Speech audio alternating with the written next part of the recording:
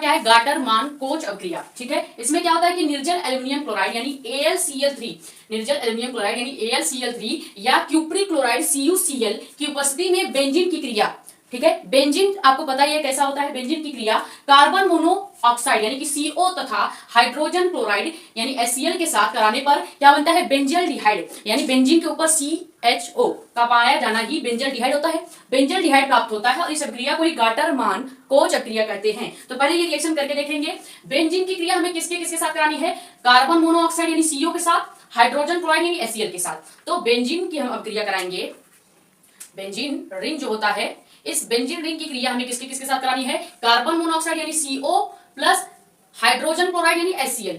ठीक है, इन सबके साथ हमें क्रिया करनी है। इन सबके साथ जब हम रिएक्शन कराएंगे किसकी उपस्थिति में, तो आपका AlCl3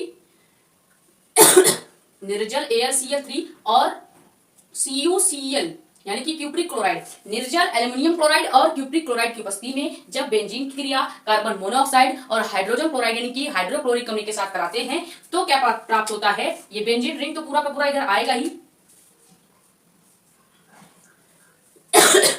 लेकिन इस बेंजीन रिंग पे CO और H लग जाएगा, यानी कि आपका एल्डिहाइड लग जाएगा, तो पूरा मॉलिक्यूल क्या पड़ा जाएगा, बेंजल्डिहाइड। और हमने यही बनाना था, बेंजल्डिहाइड ही बनाना था, तो इधर हमने बेंजल्डिहाइड प्राप्त कर लिया, यानी बेंजीन पे COH का लगना ही बेंजल्डिहाइड होगा। H आपका जो ये H जो है ये इस कार्बन के साथ जुड़ा हुआ H है। ठीक है, अभी ये HCl जो है पूरा का पूरा पीछे आ जाएगा। ठीक है, ये जो रिएक्शन है कंप्लीट आपका क्या हो गया, गाटर मैन कोच अभिक्रिया है। अब आप कहेंगे कि यहाँ पे HCl के पास H कैसे आया, देखिए ये जो बेंजीन है, बेंजीन पे जितने कार्बन होते हैं 6 कार्बन होते हैं, 6 कार्बन पे एक एक हाइड्रोजन लगे होते हैं, तो इस वाले कार्बन पे भी एक हाइड्रोजन लगा हुआ है पहले से बेंजीन वाला, तो यहाँ पे हमने केवल CO लिया है, आपका HCl नहीं, HCl में से H नहीं लिया है, केवल CO लेंगे, इस पे रख देंगे जो कि पहले कार्बन पे हाइड्रोजन भी जुड़ा है, दूसरे पे भी जुड़ा है, यानी ये बेंजीन का अगर खुला स्ट्रक्चर आप देखेंगे तो ये बेंजीन है। ठीक है, अब इस बेंजीन पे हर जगह कार्बन लगी हुई है। ठीक है, हर जगह कार्बन है, हर जगह कार्बन यानी कि हर जगह आपका कार्बन है और इस हर जगह कार्बन पे एक एक हाइड्रोजन भी जुड़ा हुआ है। ठीक है, ये आपका बेंजीन का कंप्लीट स्ट्रक्चर है।